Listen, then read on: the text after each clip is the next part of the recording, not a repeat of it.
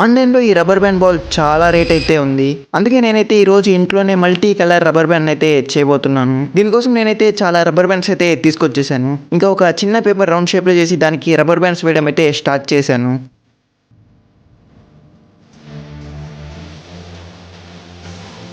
100 rubber bands వేసిన తర్వాత ball size అయితే ఎంతుంది. ఇప్పుడు ఇది ఎంత బౌన్స్ అవుతుందో చూద్దాం. ఇదైతే చాలా బాగా బౌన్స్ అవుతుంది. ఇప్పుడు ఇంకా రబ్బర్ బ్యాండ్స్ అయితే వేద్దాం. ఈ రబ్బర్ బ్యాండ్స్ వేస్తూ నా చేతులు అయితే చాలా నొప్పులు వచ్చేసాయి. దీనికోసం ఒక లైక్ అయితే చేయండి.